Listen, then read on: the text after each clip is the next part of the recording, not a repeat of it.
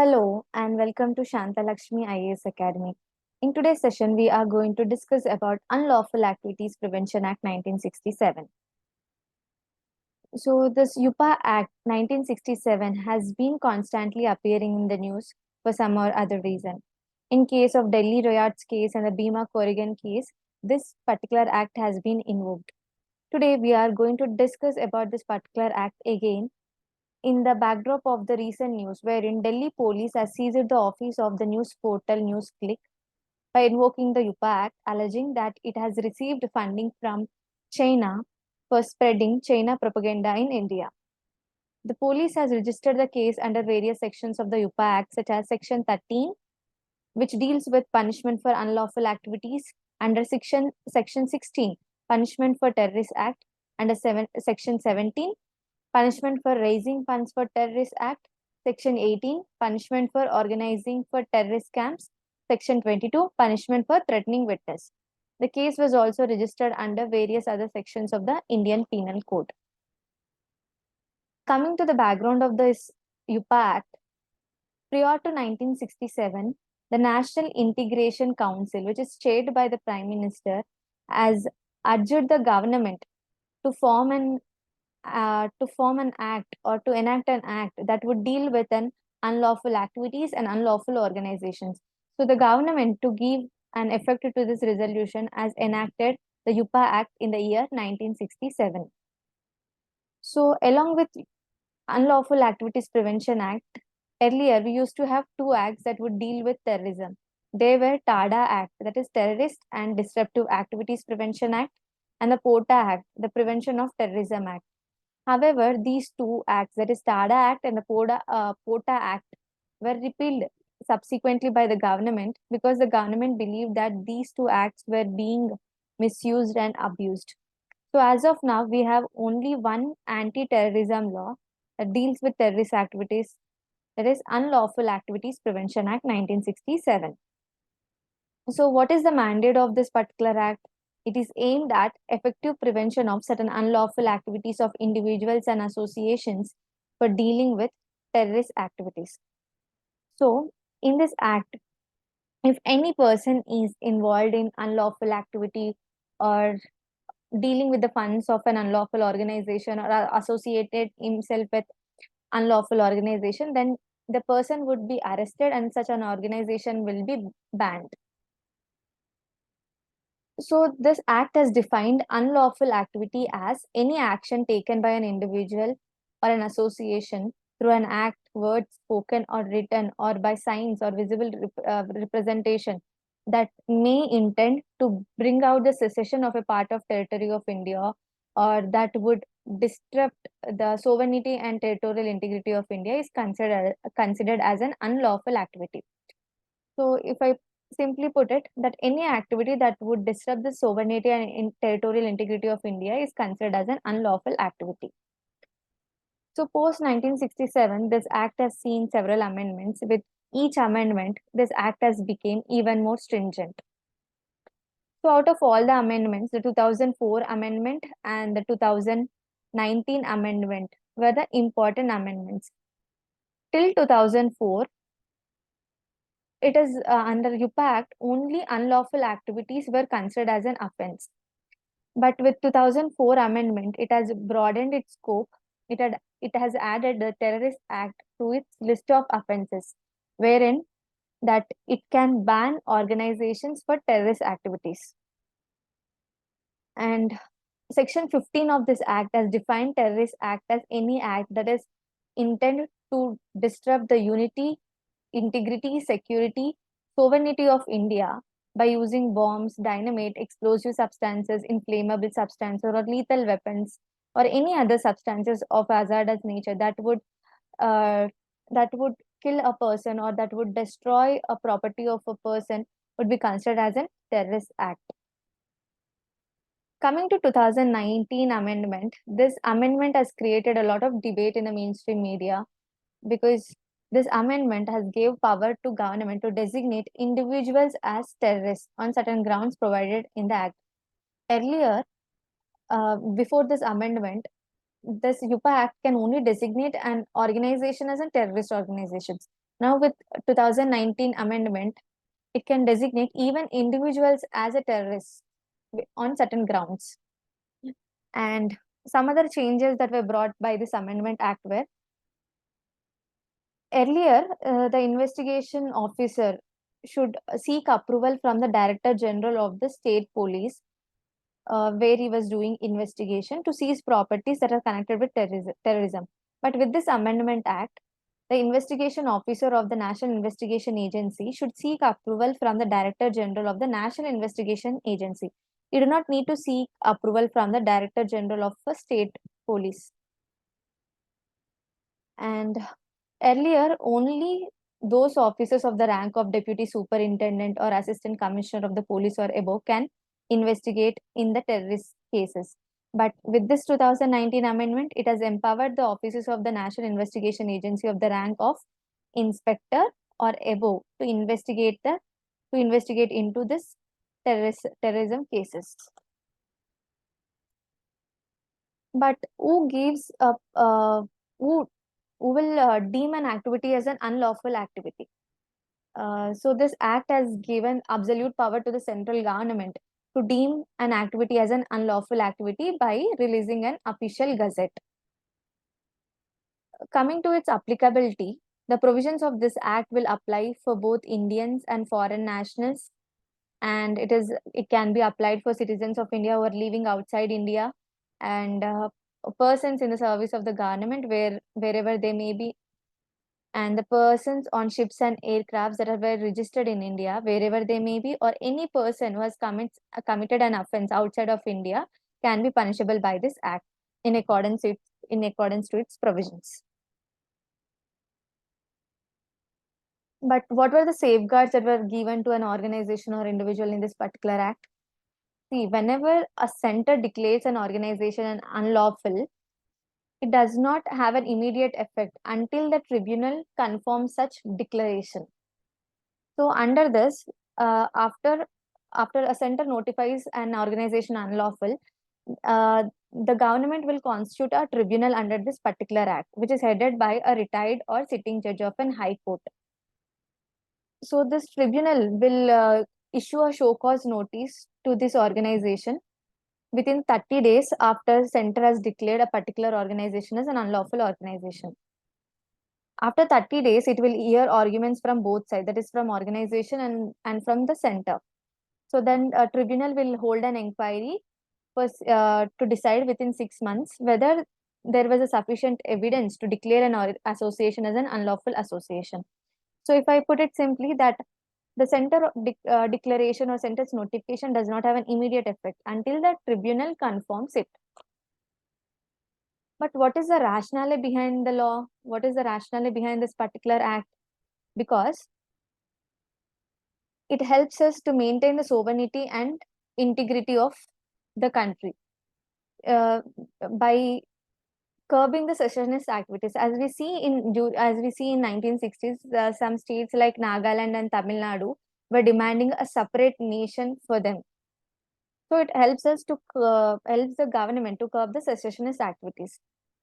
And other rationale behind the law is supporting investigation agency, because this law provides greater powers to investigation agencies such as National Investigation Agency to search, seize a property, or to arrest a person that is involved in terrorist activity.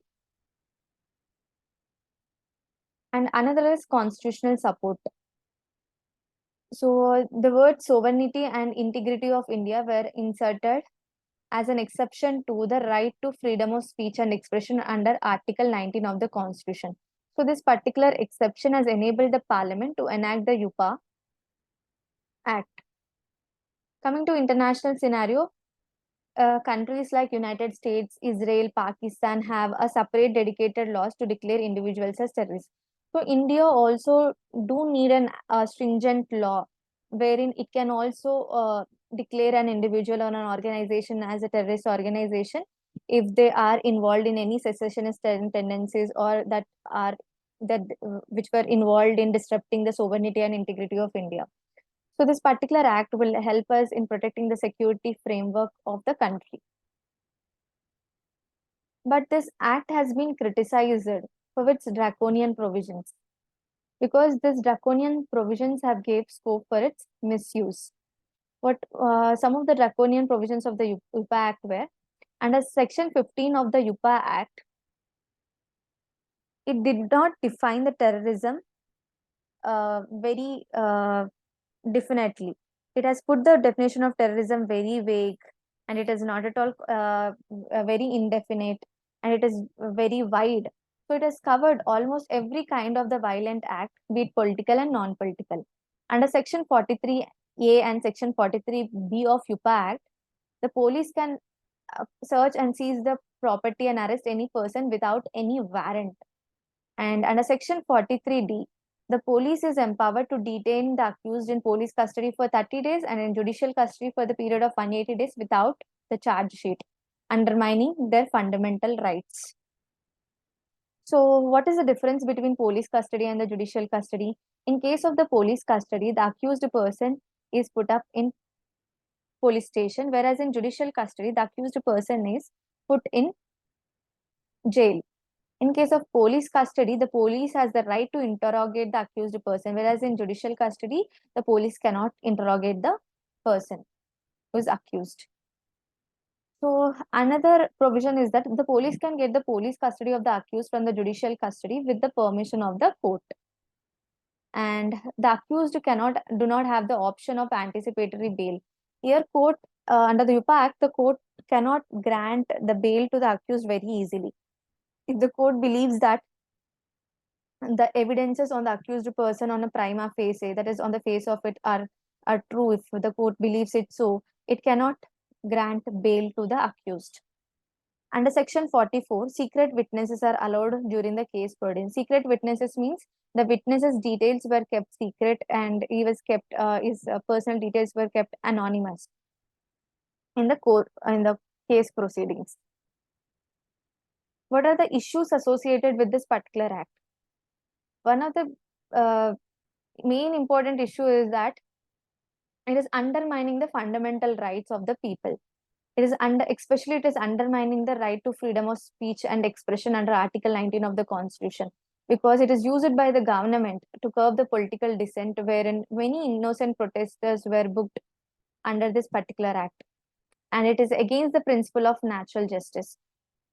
Usually, under principle of natural justice, it assumes that every person is innocent unless proven guilty. But in case of UPA Act, every accused person is guilty unless proven innocent.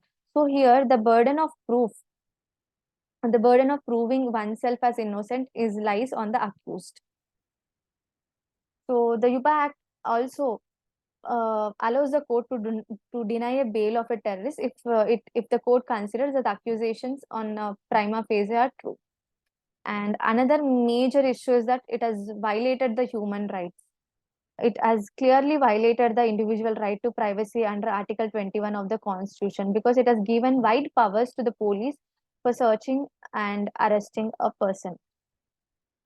And it is undermining federalism. How? Because it is neglecting the authority of the state police in terrorism cases. Because with 2019 amendment, it brought a change that the investigating officer, you do not need to seek approval from the Director General of a police of a state in which he is doing the investigation.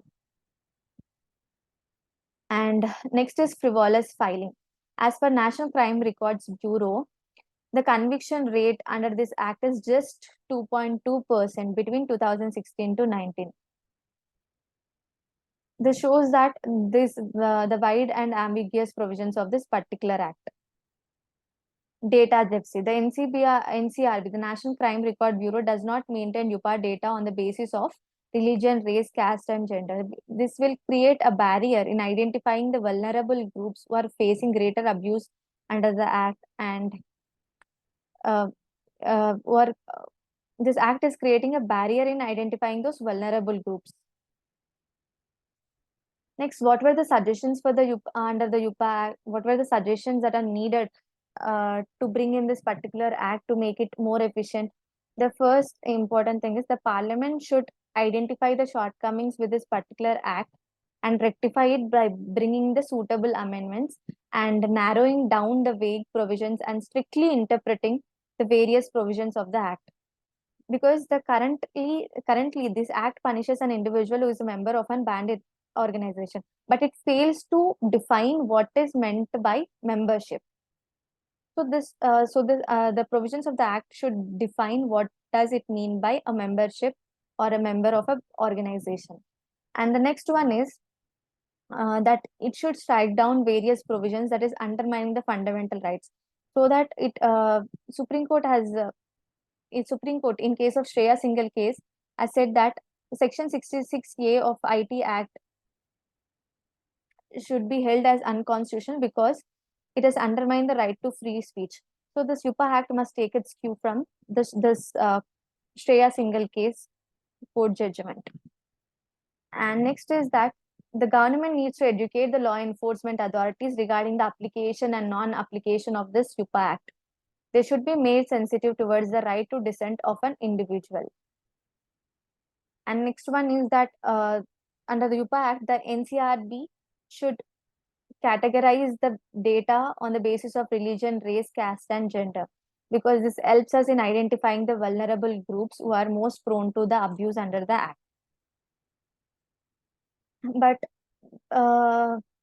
But is it possible to completely abandon this law because of its draconian provisions? No, it is not at all possible to completely abandon the law, because we need a stringent law to deal with heinous crimes as a terrorist. But the focus should be made to balance the security interests of the nations with the fundamental freedoms that were guaranteed by the Constitution, because we cannot undermine the fundamental rights of each person. So by this, we are concluding this particular topic. In this topic, we have discussed about the various provisions of the UPA Act and its amendments. And then we have discussed about the rationale behind this law. And then later we have discussed about various issues in this particular law and the suggestions or the changes that are needed to be made in the Act. And now we are going to discuss about prelims practice question. We'll look into this question. Consider the following statements about the UPA Act 1967. Option 1, Statement 1, the central government can declare an activity as an unlawful by the way of an official gazette. Statement 2, only Indian nationals are charged under the Act. Statement 3, it will be applicable to offenders even if crime is committed on foreign land. Which of the above statements is or are incorrect? Option A, 1 and 2 only, option B, 2 and 3 only, option C, 2 only, and option D, none of the above. Coming to means practice question. This was asked in 2019. And Indian government has recently strengthened the anti-terrorist laws by amending the UPA Act 1967 and National Investigation Agency Act. Analyze the changes in the context of prevailing security environment while discussing scope and the reasons for opposing the UPA Act by human rights organizations. Try to write an answer for this particular question. So the answer for this prelims question will be provided in the comment section. The PDF of this topic will be provided in the Telegram channel. The link for the Telegram channel will be given in the description box. I hope this session was helpful. Thank you.